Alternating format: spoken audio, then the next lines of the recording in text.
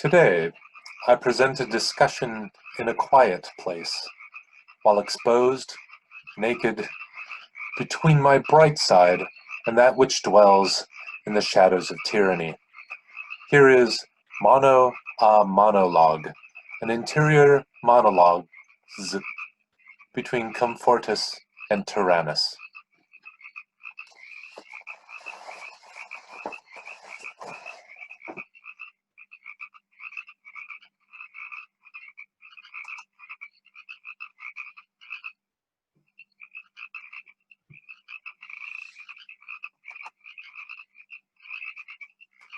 The scene, a hot tub in a forest glade.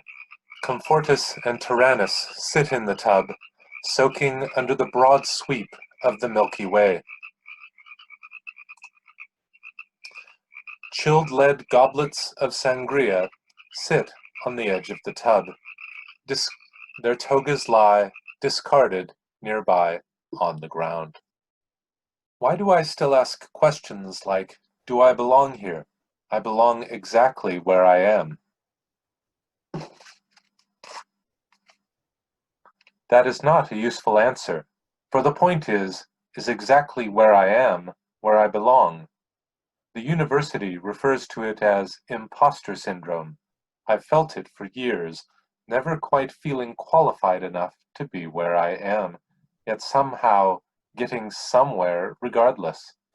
An unsettlement of the self, to borrow J.D. Pluker's term. For example, I am in an MFA program, yet only took one college English class, and I guess my last academic class in English before then was when I was 15. Is that possible? Wow. Okay, so I need to look up words like cathexis or chiasmus all the time, and the endless list of probably important literary works that I haven't read is daunting. But still, I can write things that people enjoy reading, that I enjoy reading.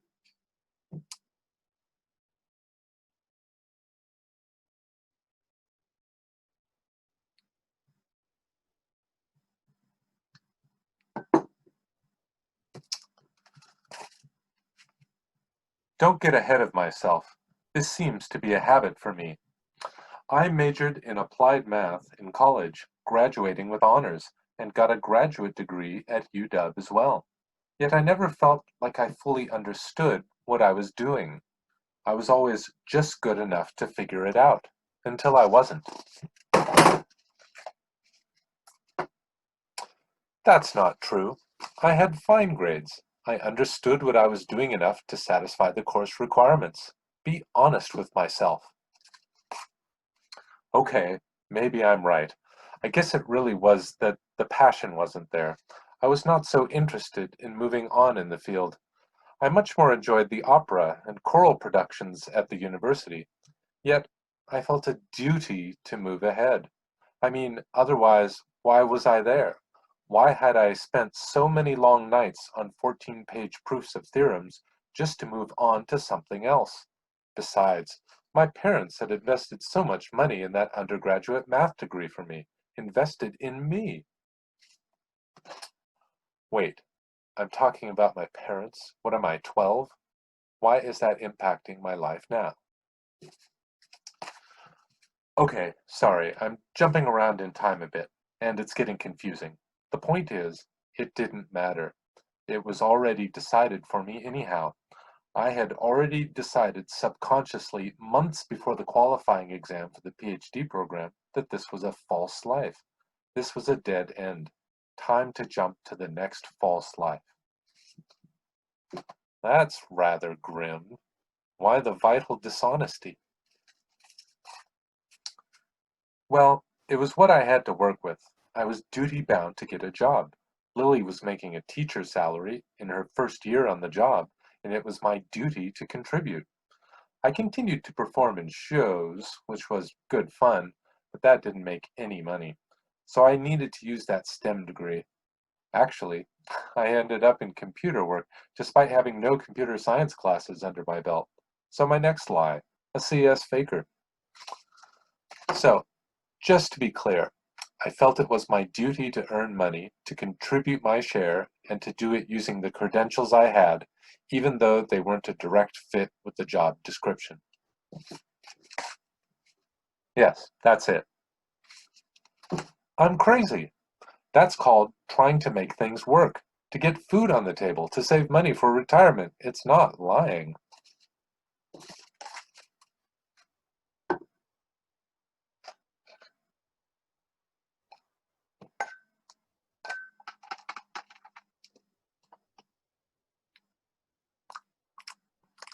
Ugh.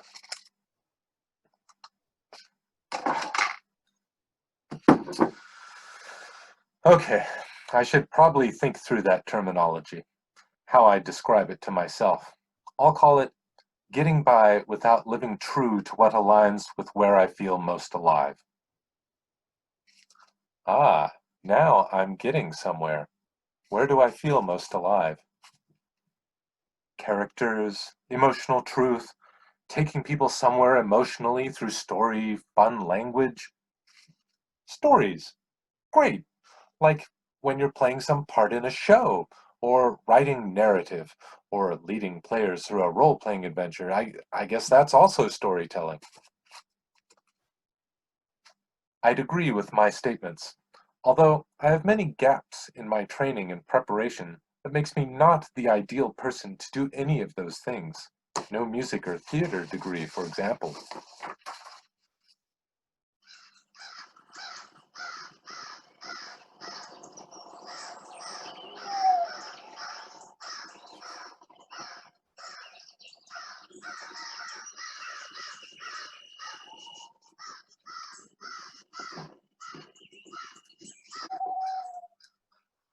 Okay, I think I see the problem.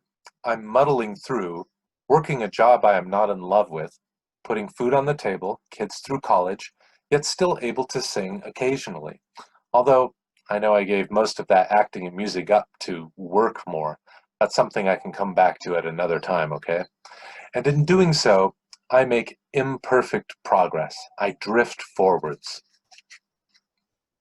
Yes, I am definitely imperfect. But look what I did there. I described my progress. It's the hang-up on being imperfect that sours it for me. But maybe this imperfection is what propels me, on. Imperfection tilts me towards better days and back into the dust on worse ones.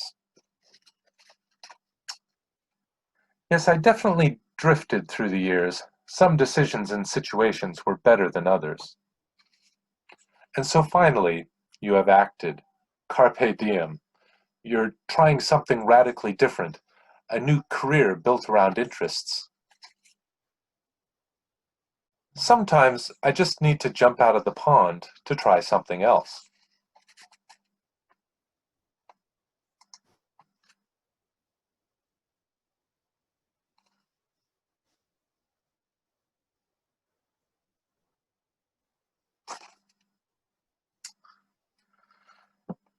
This is going to take some time. Just don't stay in until you're a wrinkled prune.